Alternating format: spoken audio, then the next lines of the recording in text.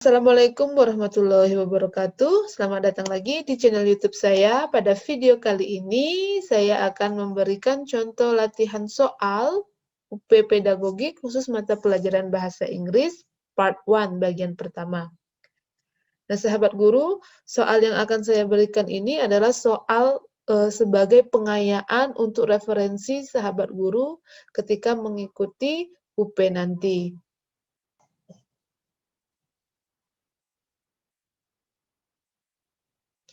Namun sebelum kita lanjut ke soalnya, silakan like, share, komen, dan subscribe channel YouTube saya. Dan juga jangan lupa hidupkan lonceng notifikasinya agar tidak ketinggalan informasi update dan contoh-contoh soal berikutnya terkait UP.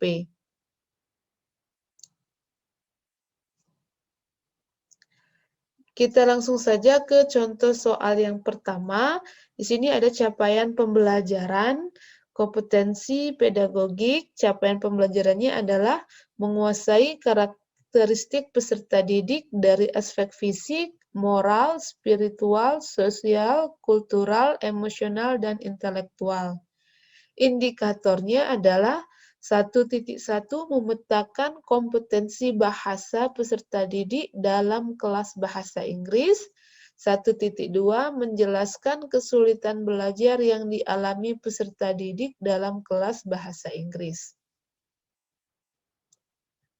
Nah, untuk contoh soal yang indikator 1.1 tentang kompetensi bahasa, ini contoh soalnya. As the counterbalance to linguistic competence, formulaic competence refers to chunks of language that speakers use heavily in everyday interaction. It includes the following except A. Idioms, B. Routines, C. Tune-taking, D. Collocations, E. Lexical frames. Kita lihat pembahasannya.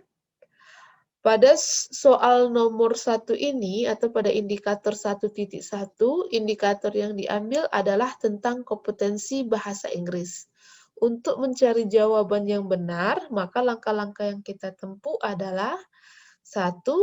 Mencari kata kunci atau frasa penting dalam soal, yaitu linguistic competence dan formulaic competence.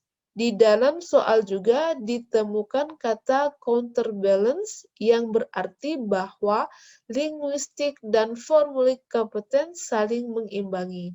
Sedangkan formulaic competence adalah serangkaian kata atau frase yang harus diingat sebagai suatu rangkaian ekspresi, sehingga mempunyai kaitan erat dengan kompetensi komunikasi.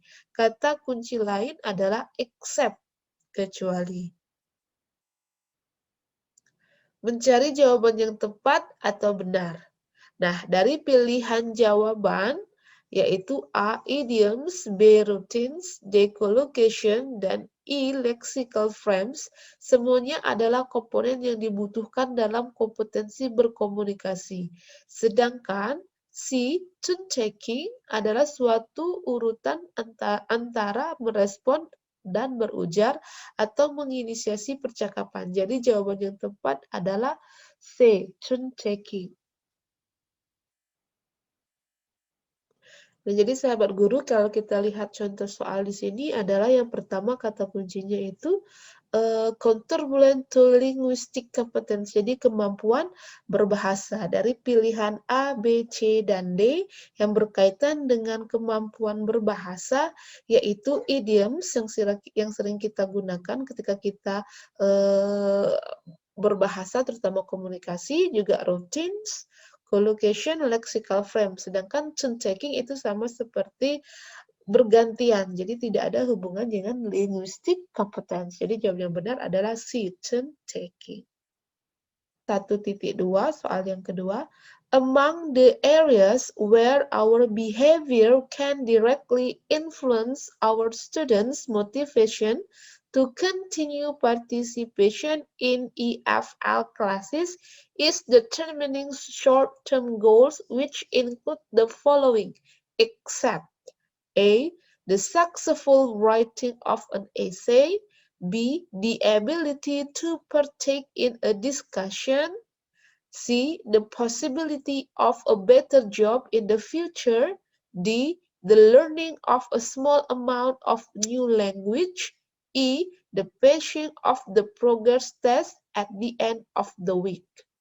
Kata kuncinya di soal ini adalah short term goals. Jadi tujuan dalam jangka waktu pendek. Kita lihat pembahasannya. Pada soal nomor 2 ini diambil dari indikator mengenai kesulitan pembelajaran EFL, English as a Foreign Language, di dalam kelas bahasa Inggris. Untuk mencari jawaban yang tepat, perlu dilakukan 1. Mencari kata kunci dari soal.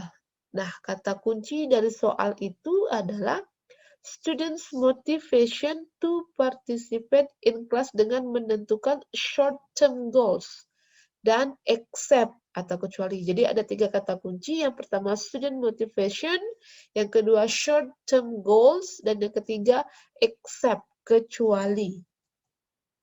Kemudian setelah mendapatkan kata kunci, kita ke jawaban yang paling sesuai dengan istilah short term goals, yaitu tujuan jangka pendek dalam pembelajaran. Nah, dari pilihan jawaban, kata kunci accept itu harus diingat kecuali.